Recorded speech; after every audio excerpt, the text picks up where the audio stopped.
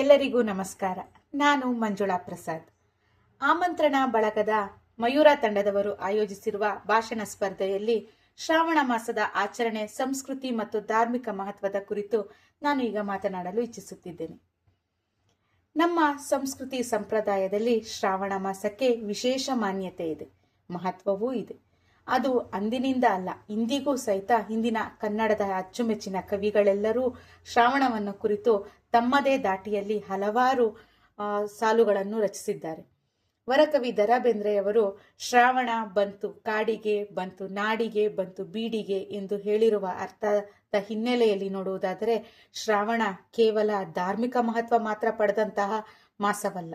ಇದು ಸಾಂಸ್ಕೃತಿಕದ ಜೊತೆಗೆ, ಪರಂಪರೆಯ ಜೊತೆಗೆ, ಪರಿಸರದ ಒಡನಾಟವನ್ನೂ ಸಹಿತ ಮಹತ್ವವನ್ನು ಸಾರುವಂತಹ ಒಂದು ಮಹತ್ವದ ಮಾಸ ಆಗಿದೆ. ಪ್ರಕೃತಿಯ ಹಚ್ಚ ಹಸಿರಿನ ಮಡಿಲಿನಲ್ಲಿ ಮಿಂದೇಳುವ ಭುವಿಗೆ ಸಾಲು ಸಾಲು ಹಬ್ಬಗಳ ಕೊಡುಗೆ ಬಳುವಳಿ. ಈ ಮಾಸದಲ್ಲಿ ಬರುವ ಹಬ್ಬಗಳು ಒಂದೇ ಎರಡೇ.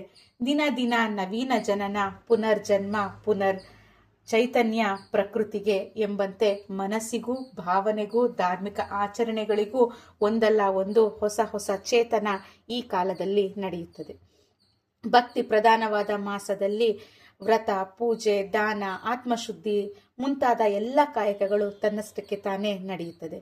ಇಲ್ಲಿ ಬರುವ ಹಬ್ಬಗಳ ಸಾಲು ಸಾಲನ್ನೇ ನೋಡಿ, ಪ್ರತಿ ಶ್ರಾವಣ ಶನಿವಾರ ವೆಂಕಟೇಶ್ವರನಿಗೆ ಪ್ರಿಯವಾದರೆ ಇದರ ನಡುವೆ ಸಮುದ್ರ ಮಥನ ನಡೆದಿತ್ತು ಎಂಬ ಹಿನ್ನೆಲೆಯಲ್ಲಿ ಶಿವಾರಾಧನೆ ನಡೆಯುತ್ತದೆ. ಪ್ರತಿ ಸೋಮವಾರ ಶಿವಾರಾಧನೆ, ಹಾಗೆಯೇ ನಾಗಾರಾಧನೆ, ರಕ್ಷಾಬಂಧನ, ಉಪಕರ್ಮ, ವರಮಹಾಲಕ್ಷ್ಮಿ ವ್ರತ, ಶ್ರೀಕೃಷ್ಣ ಜನ್ಮಾಷ್ಟಮಿ, ಹೀಗೆ ಹಬ್ಬಗಳ ಸಾಲು ಸಾಲು ದಿಬ್ಬಣವೇ ಶ್ರಾವಣ ಮಾಸ ಕೊಂಡು ತರುತ್ತದೆ. ಪ್ರತಿಯೊಂದು ಆಚರಣೆಯಲ್ಲಿ ಒಂದು ಧಾರ್ಮಿಕ ಸಾಂಸ್ಕೃತಿಕ ನಂಬಿಕೆ ಇದ್ರೆ ಅದರ ಜೊತೆಗೆ ಒಂದು ವೈಜ್ಞಾನಿಕ ಹಿನ್ನೆಲೆಯೂ ಸಹಿತ ಈ ಮಾಸ ಒಳಗೊಂಡಿದೆ ಅಂತ ಹೇಳ್ಬೋದು. ಯಾವುದೇ ನಮ್ಮ ಸಂಪ್ರದಾಯದಲ್ಲಿ ನೋಡೋದಾದ್ರೆ ಪ್ರತಿಯೊಂದಕ್ಕೂ ಒಂದು ಹಿನ್ನೆಲೆ ಇದೆ. ಅದು ಯಾಕೆ, ಹೇಗೆ ಎನ್ನುವುದನ್ನ ಅರ್ಥಕೊಂಡಾಗ ಮಾತ್ರ ನಾವು ಅದನ್ನ ಸರಿಯಾದ ರೀತಿಯಲ್ಲಿ ನಿರ್ವಹಿಸಿದಾಗೆ ಆಗುತ್ತೆ.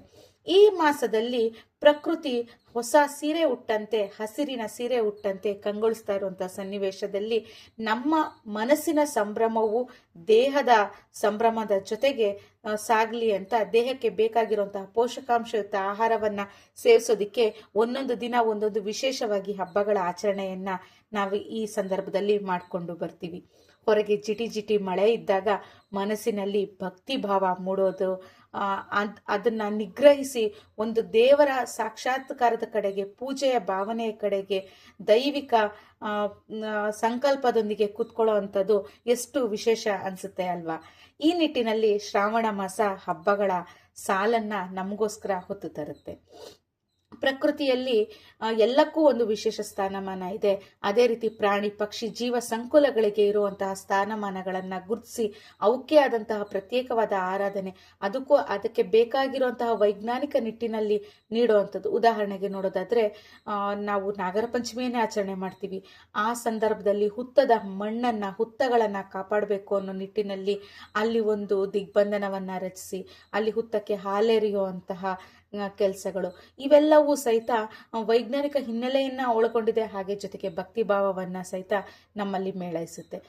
ಹಾಗೆಯೇ ಇನ್ನ ಉದಾಹರಣೆಗೆ ಅಣ್ಣ ತಮ್ಮಂದ್ರ ಬಾಂಧವ್ಯದ ಹಬ್ಬವಾದಂತಹ ರಕ್ಷಾಬಂಧನ, ಪ್ರತಿಯೊಂದೂ ಸಹಿತ ಒಂದು ನಮ್ಮ ಸಂಪ್ರದಾಯವನ್ನ ಉಳಿಸ್ಕೊಂಡು ಹೋಗೋದರ ಜೊತೆಗೆ ನಾವು ನಮ್ಮ ತವರನ್ನ ಗುರುತಿಸ್ಕೊಂಡು ಆ ಕಾಲದಲ್ಲಿ ತವರಿಗೆ ಒಳ್ಳೇದಾಗ್ಲಿ ಅನ್ನೋ ರೀತಿಯಲ್ಲಿ ನಾವು ಹಾರೈಕೆ ಮಾಡಿ ಅಣ್ಣ ತಮ್ಮಂದ್ರ ಭೇಟಿ ಇರ್ಬೋದು, ಸೋದರ ಸೋದರಿಯರ ಬಾಂಧವ್ಯ ಬೆಸೆಯುವಂತಹ ಈ ಕಾಲ ತುಂಬಾ ಮಹತ್ವಪೂರ್ಣವಾಗಿದೆ.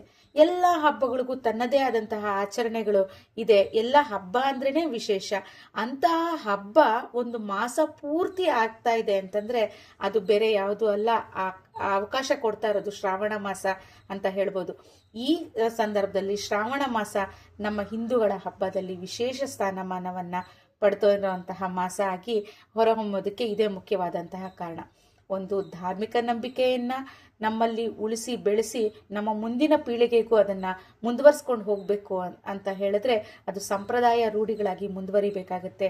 ಈ ನಿಟ್ಟಿನಲ್ಲಿ ಎಲ್ಲರೂ ಶ್ರಾವಣವನ್ನು ಸಂಭ್ರಮಿಸೋದರ ಜೊತೆಗೆ ನಮ್ಮ ಮಕ್ಕಳಿಗೆ ಸಹಿತ ಯಾಕೆ ಈ ಆಚರಣೆಗಳನ್ನು ಮಾಡ್ತಾ ಇದ್ದೀವಿ, ಇದರ ವಿಶೇಷತೆ ಏನು, ಮಹತ್ವವೇನು ಅನ್ನೋದನ್ನು ತಿಳಿಸ್ಕೊಡ್ತಾ ಮುಂದುವರಿಸಿದ್ದೇ ಆದರೆ ನಮ್ಮ ಶ್ರಾವಣ ಸಂಭ್ರಮ ನಿಜಕ್ಕೂ ಅರ್ಥಪೂರ್ಣ ಆಗುತ್ತೆ.